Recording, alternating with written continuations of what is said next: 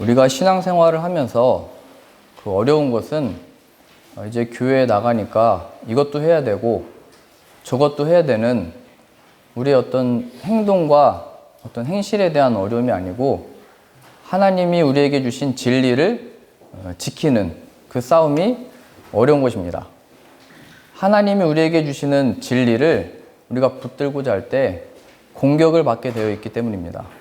마귀는 우리가 무엇을 하든지 상관하지 않는데 진리를 붙들려고 하고 진리를 믿으려고 하고 진리대로 살려고 할 때 우리는 공격을 받기 때문입니다. 오히려 우리가 교회 안에서 신앙과 이 믿음이라는 것으로 열심을 가지고 살 때 진리 대신 예수 그리스도를 기억하지 못하고 그냥 열심히만 살 때 마귀는 그냥 내둡니다. 그냥 열심히 하도록. 진리가 없으니까요. 그래서 우리가 받는 이 공격은 진리를 붙들 때 예수 그리스도를 더욱더 알고자 할 때 우리는 공격을 받게 되어 있는 것입니다. 그래서 그 공격 중에 하나가 이것이죠. 나만 이 길을 걷나? 마귀는 늘 그거를 이용하죠. 세상이든 종교인이든 상관없이 나만 이 길을 걷나? 혹은 우리만 이 길을 가나? 나만 이 신앙을 지키려고 하는 건가? 예수님을 믿음으로 사는 그 자리가 점점 더 인정을 받고 칭찬을 받고 좋은 모습이기보다는 어떤 소외감이라는 것으로 우리를 공격하게 되어 있습니다. 근데 오늘 본문의 말씀이 구름과 같이 쌓인 허다한 증인들이 있다 이렇게 얘기를 하죠. 예수 그리스도의 진리를 붙들고 예수 그리스도가 오심을 바라고 예수 그리스도 안에 참된 구원에 이르는 이 진리를 믿고 바라며 그렇게 살았던 신앙의 선배들이 있다 얘기하는 겁니다. 그게 잘 아시는 11장의 내용입니다. 에녹부터 시작해서 아브람과 모세와 다윗까지 이르는 모든 신앙의 이 우리의 선배들이 진리를 붙들고 살았던 사람들이다.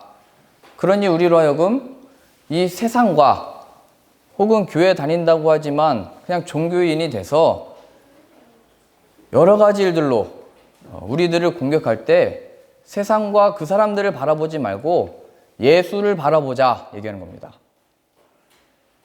우리의 신앙과 믿음이 세상에 보는 것으로 혹은 세상의 대가로 세상의 보상으로 신앙에 있지 않고 예수님을 바라보는 것으로 하나님이 아브라함에게 말씀하셨죠. 나는 너의 큰 방패며 너의 지극히 큰 상급이다.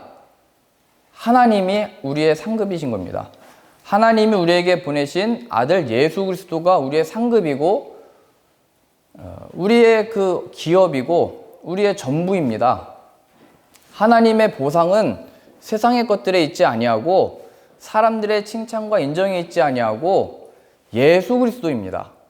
예수 그리스도의 영으로 우리가 채워지고 그와 친밀해지는 것, 그와 더욱더 가까워지는 것, 예수님을 더욱더 알고자 하는 그 마음, 거기로 가야 되는 겁니다. 여기 나온 성경의 인물들도 다 그것을 얘기하는 거죠. 모두 하나님의 약속 안에 들어간 자들이다. 예수님을 바라고 기다렸다. 근데 그들은 그 약속을 보지 못하고 죽었다. 근데 우리는 뭐예요? 예수님이 오시고 받고 믿는 자들이죠. 우리가 아니고서는 그들이 온전케 되지 못한다. 왜요? 그들의 세대는 예수님을 받지 못했지만 우리는 받았으니까요. 우리의 신앙과 믿음은 그 믿음의 선배들을 어떻게 따라할까, 어떻게 본받을까가 아니고 그들이 무엇 때문에 그 길을 걸었고 예수 그리스도가 무엇인데 하나님의 약속과 소망이 무엇인데 그들이 그 신앙과 믿음의 삶을 살았는가 여기로 가야 되죠. 그들이 이 성경에 기록되고 우리의 어떤 이렇게 계속 보는 이유가 그들이 이렇게 살았기 때문에 저렇게 살았기 때문에가 아니고 그들이 한 소망을 바르고 살았대요. 예수 그리스도. 우리도 하나님께 영광을 드리는 것은 내가 이렇게 살지 못하고 저렇게 살지 못해서가 아니고 예수 그리스도를 바라고 믿지 않으면 하나님의 영광을 안 받으시는 거예요. 하나님은 우리의 힘을 필요로 하시는 분이 아니고 돈이 없어서 우리의 돈을 필요로 하시는 분이 아니잖아요. 하나님이 보내신 영광, 예수 그리스도를 믿고 예수 그리스도를 전하는 것으로 영광 받으시는 거예요. 하나님의 하신 일, 그게 우리의 신앙과 믿음이죠. 제가 한국에 가서 이렇게 병원에 갔다가 한 사모님을 만났는데요. 근데 저희 아버지를 아시더라고요. 그래서 이제 대화를 하다가 제가 이제 해외에 있다는 얘기를 듣고 어떻게 그 아들이 이렇게 해외에 있어서 아버지가 마음이 이렇게 적적하시겠다고, 형제는 있냐고. 그래서 여동생은 있어요. 여동생도 이게 목사님하고 결혼해가지고 한국에 있습니다. 이렇게 얘기를 했죠. 그랬더니 그 사모님이 나도 자녀가 하나 있는데 해외 선교사로 나가 있다고. 제가 뭐 더 얘기할 게 없더라고요. 저희 가족은 그래도 한국에 있는 가족이 있고, 근데 그 자녀는 10년 동안 들어오질 않았대요. 선교사로 나가서. 그래서 왜 그렇게 나가 있을까? 왜 그렇게 아무도 없는 곳, 한국 사람이 없는 곳으로 아예 갔대요. 그래서 일본 사람들을 상대로 이제 목회를 하고 담임을 하시는데, 또 여자분이에요. 결혼도 안 하셔서 결혼해야 되는데 좋은 사람 있으면 소개시켜달라고 저한테 얘기를 하는데, 왜 그 여자분이 혼자서 그렇게 아무도 모르는 곳에 가서 전도를 하고 목회를 하고 이런 생활을 할까? 우리에게 한 소망, 예수 그리스도 안에 이 신앙과 믿음이 있기 때문이죠. 예수님이 누구신지를 안 그 기쁨을 전하고 싶어서 그 자리에 가게 된 것이죠. 제가 지난주에 그 한 가정의 이야기를 들었는데요. 중국에 가서 사업을 하셨는데 때가 돼서 이제 한국에 들어가시려고 했는데 이 나라에서 그걸 허락하지 않았대요. 그러니까 뭐 이 기업이나 그 재산이나 이것들을 이렇게 가져가도록 허락을 안 했나 보죠. 그래서 중국에서 계속 사시게 됐는데 거기서 돌아가시게 된 거예요. 그래서 그 가족분들이 이제 뭐 장례도 치르고 시신을 이렇게 찾아야 되는데 못 찾았대요. 그래서 그 자녀분들이 중국에 대한 이제 안 좋은 마음을 가지고 있었겠죠. 우리 부모님 한국에도 못 들어오게 하시고 시신도 못 찾고 이게 뭔가. 근데 이제 그 자녀분들 중에 한 분이 내가 이제 중국을 용서하는 마음으로 선교사로 가겠다 해가지고 중국에서 이제 선교사 활동을 하신 거예요. 그런데 거기서 활동하시다가 돌아가셨어요, 또. 그리고 그 아내와 자녀들이 한국으로 귀국을 하셨는데 자녀들이 7명이었대요. 혼자서 7명을 남편은 선교사로 사역하다가 돌아가시고 혼자서 이렇게 다 키우신 거예요. 그리고 그 어머니가 이제 할머니가 되고 손자를 보면서, 그래서 제가 궁금하더라고요. 그럼 그 할머니가 너에게 뭐라고 얘기하냐? 아무 얘기 안 하시는데 집에 갈 때 이 말을 한마디 하신대요. 예수님 잘 믿어라. 자기 남편이 선교사하고 함께 이렇게 사역을 하면 하나님이 그 사역을 잘 되도록 혹은 좋은 것들로 이렇게 주셔야 되는데, 거기서 사역하다가 말하자면 순교를 하시고 한국에 들어와서 7명의 자녀를 이렇게 키우시면서 얼마나 힘드셨겠어요. 우리도 중국을 용서한다는 마음으로 가서 선교사 가고 또 그랬으면 하나님이 뭔가 복을 주셔야 되잖아요. 그러면서 손자들 보면서 이 중국은 바라보지도 마라 뭐 그런다든지, 원망해야 되잖아요. 하나님이 누구신데 우리가 왜 이 고생을 하고 왜 이런 결과를 당했나. 그런데 손자에게 얘기하는 거예요. 예수님 잘 믿어라. 어떻게 이런 신앙 고백이 나올 수 있을까요? 예수님이 누구신지를 알기 때문에 그런 거예요. 예수님만이 정말로 우리의 참된 구원인 것을 알기 때문에 그런 원망과 무엇이 없고, 우리 손자들에게도 가장 필요한 것이 예수님인 것을 알기 때문에 그렇게 전도하는 거예요. 그렇게 가르치는 거죠. 제가 그 가족의 이야기를 듣고 신학교 때 읽었던 조선회상이라는 닥터볼이 쓴 그 책이 기억이 났어요. 한국에 이제 그 의료 선교사가 이렇게 들어와서 평양에서 이제 의료 선교를 하다가 3년 만에 그 남편이 죽었죠. 그래서 이 아내가 아들과 딸이 있었는데 그 딸도 죽어요. 전염병으로 인해서. 그래서 미국으로 돌아갔다가 미국에서 다시 선교사로 파송받아서 와요. 그리고 그 자녀들도 나중에 의료 선교사가 돼서 한국으로 들어오고, 그렇게 사역을 하다가 우리가 일제 식민지배를 받을 때 간첩이라고 이렇게 몰아서 쫓아냈대요. 그래서 인도에서 선교 활동하시다가 캐나다로 이제 은퇴하셔서 계시다가 한국에 묻히고 싶다고. 그래서 지금 양화진에 그 묘지가 있죠. 아니, 부모님이 이렇게 사역하고 3년 만에 돌아가시고 또 다시 이렇게 돌아와서 쫓겨났던 그 나라에 왜 들어가고 싶겠어요? 그 마음은 예수 그리스도 안에 그들이 참된 자유를 얻은 것이고 참된 그 구원이 무엇인지를 발견하게 된 것이고 예수 그리스도 안에 얻게 된 참된 구원의 이 진리를 전하고 싶은 마음, 그것이 그들로 하여금 그러한 삶을 살도록 한 것이죠. 이러한 마음이 오늘 본문의 말씀에 예수님을 통하여 주어진다 얘기하는 것입니다. 그게 오늘 읽으셨던 믿음의 주요 또 온전케 하시는 이인 예수를 바라보자 라고 하는 표현입니다. 믿음의 주, 시작과 온전케 하시는 이 믿음을 완성하고 완벽하게 하시는 이, 우리의 모든 선함과 어떤 하나님을 향한 마음과 그 능력과 행실은 다 우리 주님으로부터 주어지는 거예요. 어떻게 이 믿음의 선배들, 성경에 기록된 여러 인물들과 또 우리의 많은 그 믿음의 선배들이 어떻게 그런 생활을 할 수 있었을까는 그들 대단하다, 이걸 찬양하라고 주어진 게 아니고 예수님이 누구신데 그들이 그렇게 살았냐 얘기하는 거예요. 예수님이 누구신데 우리 할머니가 나에게 그렇게 말할 수 있는가 이겁니다. 그분들이 만난 예수님을 우리가 만나야 되는 거예요.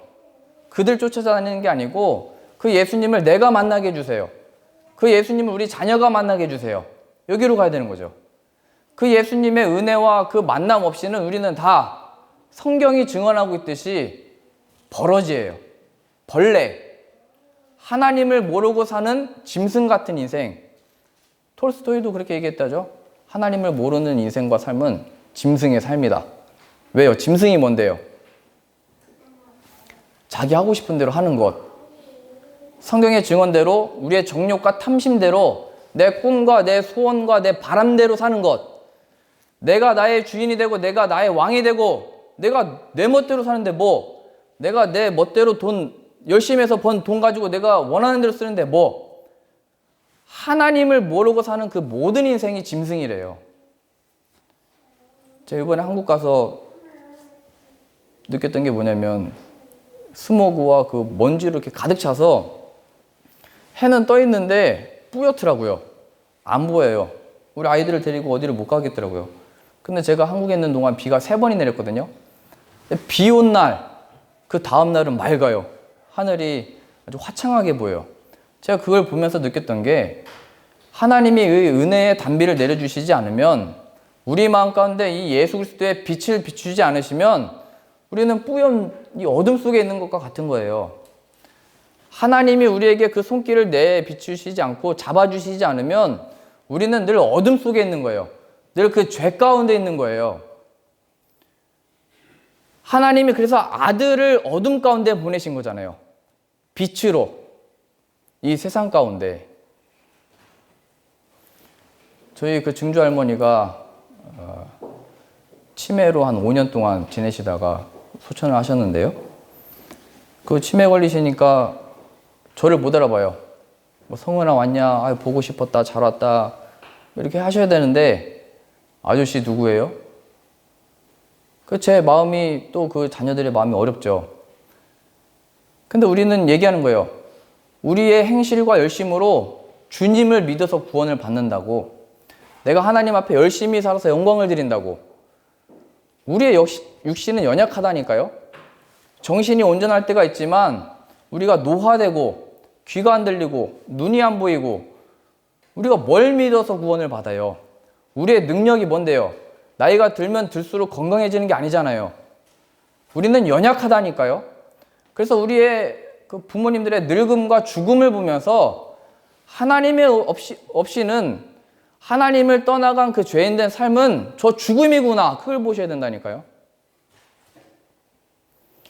우리의 이 어떤 능력으로 구원받는 게 아니고 이런 죄로 인한 그 결과를 받는 우리들을 그냥 내버려 두지 않고, 그래서 아들을 보내셨구나, 그 아들을 통하여 구원하시는구나. 성경에 증언하는 거예요. 네가 지금 힘이 있어서 나를 찾고 그러고 너 하고 싶은 대로 하지만 나중에 눈이 안 보일 때 어떻게 할래? 다리에 힘이 없어서 걷지 못할 때 어떻게 할래? 내 길을 인도하는 자가 누구냐? 너의 생명을 지키는 자가 누구냐? 하나님 우리에게 하시는 말씀이에요. 정말로 우리를 의의 길로 또 우리로 하여금 참된 생명을 주는 것은 그의 아들 예수 그리스도밖에 없는 것입니다. 그래서 오늘 본문의 말씀 12장 1절입니다. 이렇게 표현을 하죠. 12장 2절이요. 믿음의 주요 또 온전하게 하시는 이인 예수를 바라보자. 그는 그 앞에 있는 기쁨을 위하여 십자가를 참으사 부끄러움을 개의치 아니하시더니 하나님 보좌 우편에 앉으셨느니라. 믿음의 주요 온전케 하시는 이인 예수를 바라보자 라고 하는 이 표현 전에 1절입니다. 그래서 이걸 뭐라고 표현하냐면 12장 1절이요. 이러므로 우리에게 구름같이 둘러싼 허다한 증인들이 있으니 모든 무거운 것과 얽매이기 쉬운 죄를 벗어버리고 인내로써 우리 앞에 당한 경주를 해라. 인내로써 우리 앞에 당한 경주가 뭐예요? 이 증인들이 뭐라고 했죠? 하나님의 약속, 소망, 예수 그리스도를 바라본 것처럼 이 많은 증인들이다. 그러니 소외감 느끼지 말고 진리 붙드는 것을 부끄럽게 여기지 말고 그거 계속 붙들어라 얘기하는 거예요. 인내가 그거예요. 그래서 인내는 우리 앞에 당한 경주는 믿음의 주요 온전케 하시는 이인 예수님을 바라보고 붙들고 믿는 것, 이것을 가리킨 겁니다.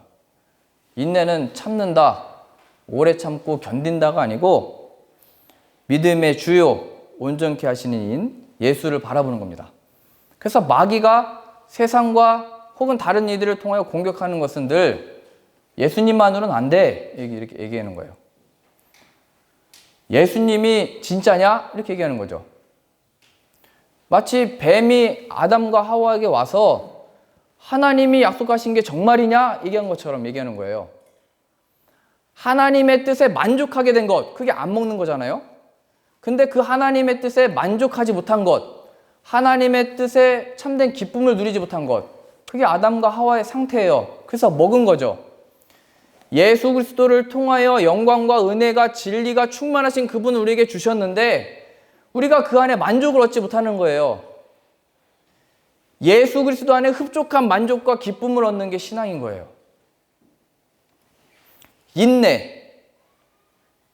인내로서 우리 앞에 당한 경주를 해라. 믿음의 주요 또 온전케 하신 이인 예수를 바라보는 것, 그 예수님의 이름을 믿는 것, 그 예수 그리스도의 이름으로 채워지길 원하는 것, 그리하여 여호와는 나의 목자시니 내게 부족함이 없습니다.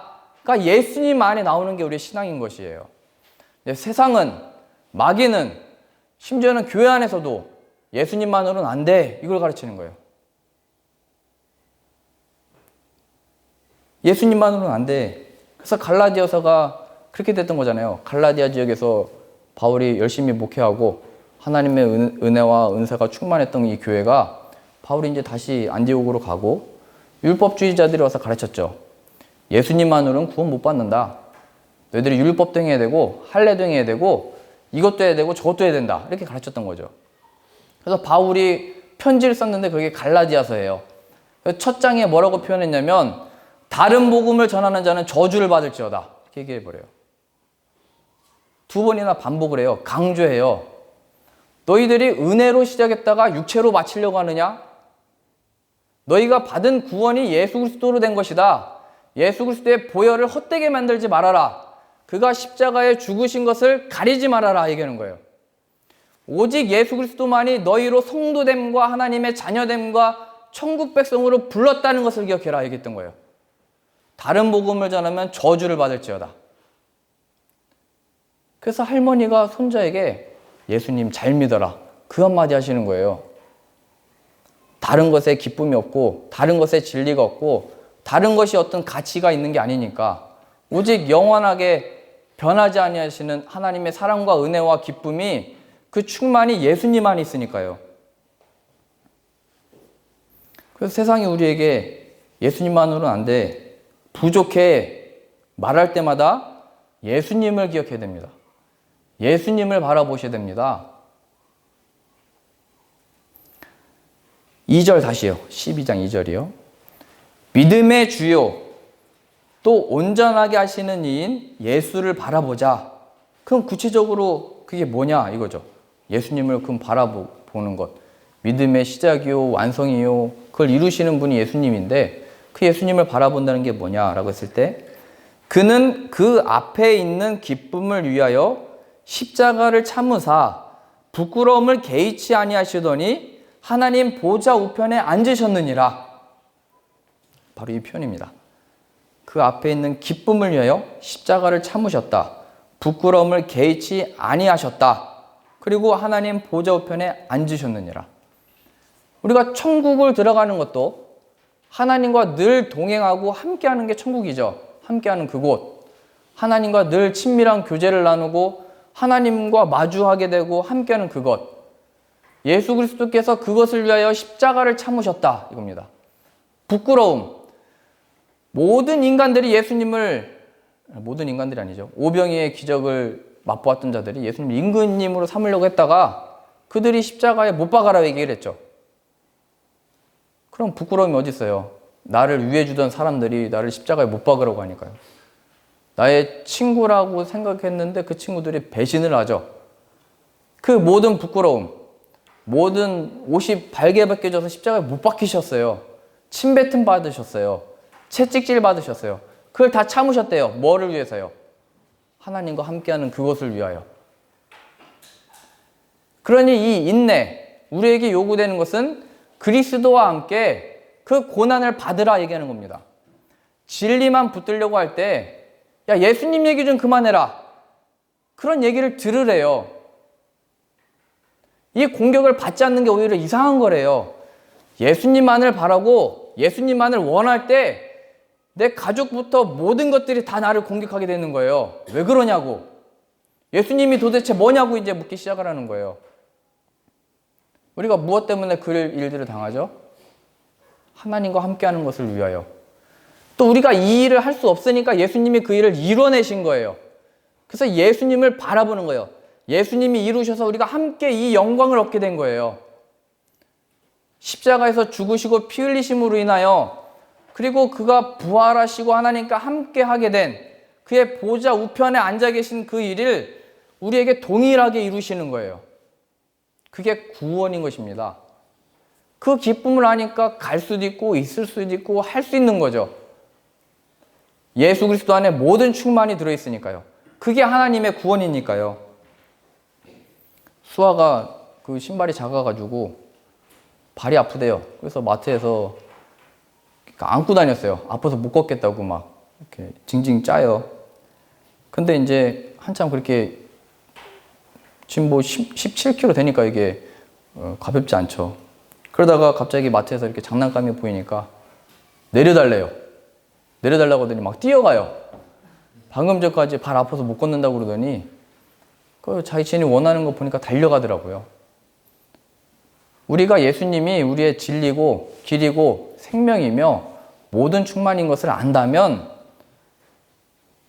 아파도 살 수 있는 겁니다. 즐겁게 달려갈 수 있는 겁니다. 인내로서 오늘 말씀이 표현한 것처럼 우리 앞에 당한 경주를 할 수 있는 겁니다. 소망을 바라봄으로. 그게 성경의 인물들이었고 우리의 믿음의 부모님들이었고 이제 우리 차례인 것입니다. 예수님을 바라봄으로 이 인생을 사는 것. 예수님을 믿음으로 예수 그리스도가 우리의 소망이며 전부이며 우리의 상급이신 것을 전하는 것.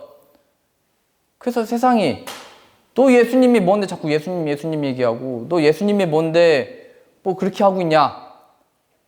제가 답하는 거죠. 예수님이 우리의 참된 생명이시다. 이러한 복음의 능력과 신앙의 고백, 이 믿음의 고백이 우리의 삶 가운데 충만하실 수 있기를 바랍니다. 기도하겠습니다. 하나님, 우리가 하나님의 자녀된 이 일은 하나님이 아들을 우리에게 보내셨기 때문입니다. 예수 그리스도께서 우리 죄를 대신하여 십자가에 못 박혀 죽으셨기 때문입니다. 그리고 부활하시사 하나님 보좌 우편 안에 앉아 계신 그 예수님이 우리의 구원자이시기 때문입니다. 그러니 늘 우리가 믿음의 주요 온전케 하시는 이인 예수님을 바라봄으로 사는 자 되게 하여 주옵소서. 예수님의 이름으로 기도합니다. 아멘.